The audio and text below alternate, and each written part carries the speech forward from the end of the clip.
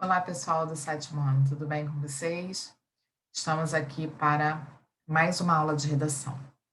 Hoje nós vamos iniciar pela página 43 da apostila, tá? Na parte conexão. Leia a seguir a história de uma das viagens do filósofo e pensador chinês Confúcio. Nessa ocasião, ele se encontrou com dois meninos sábios. Um mundo sem diferenças. Existem informações de que o grande filósofo chinês Confúcio viveu cerca de 500 anos antes de Cristo.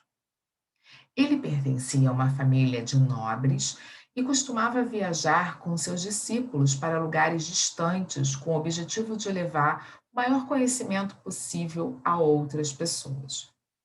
Numa dessas viagens, informaram-lhe que na próxima aldeia a ser visitada morava um garoto tido por todos como muito falante e inteligente. O garoto era realmente especial e sempre alegrava as festividades de sua aldeia, contando fábulas interessantes a todos.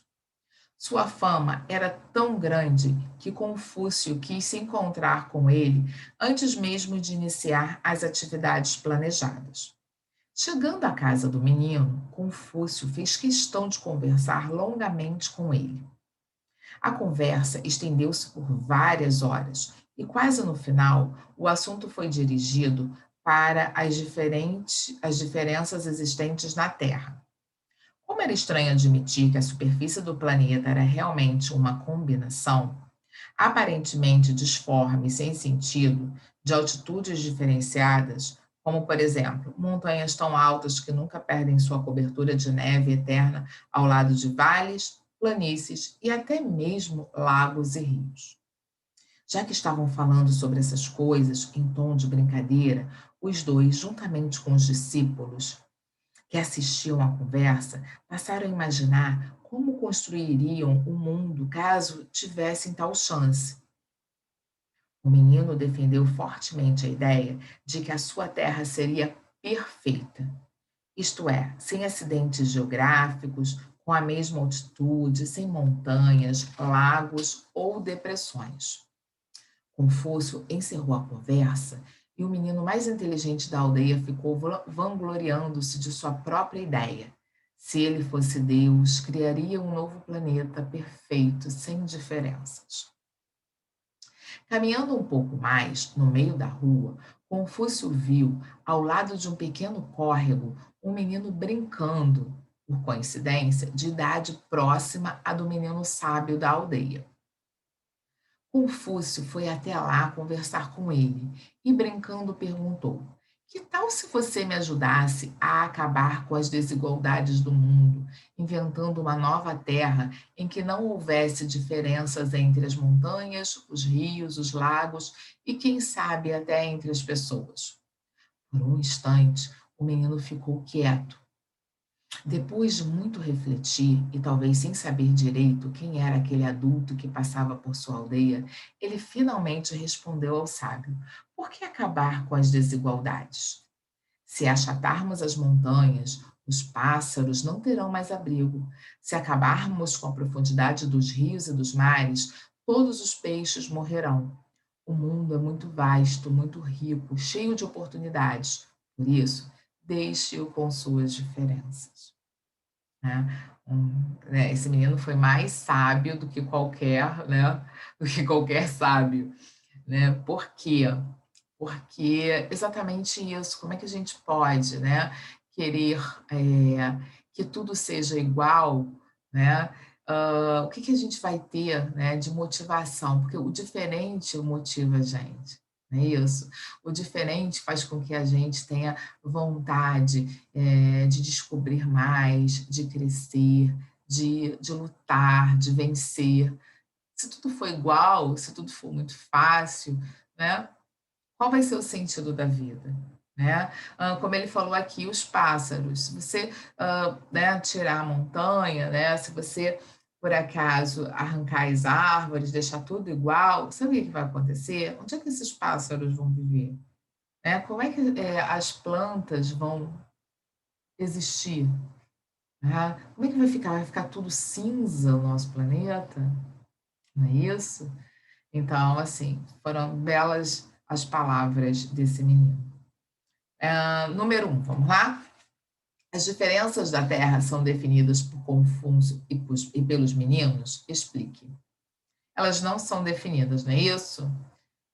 Mas eles estavam falando sobre o planeta Terra, né? Eles utilizavam como exemplo as diferenças geográficas existentes nelas, falaram também dos acidentes geográficos, das altitudes, das montanhas, dos lagos, né? Das depressões, tá? Mas as diferenças não são definidas, ok?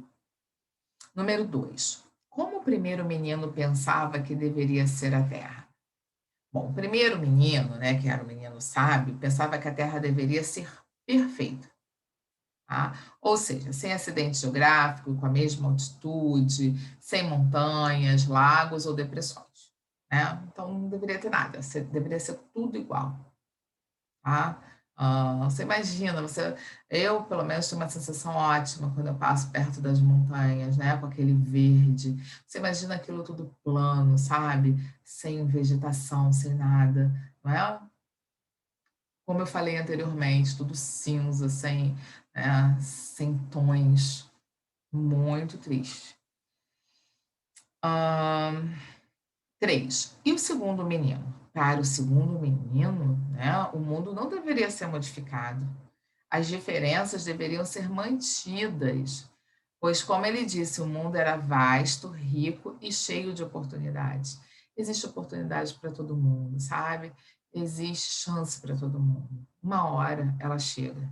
Nós devemos acreditar sempre nela, tá? Então, é a esperança, é nela que nós devemos acreditar. Ok, pessoal?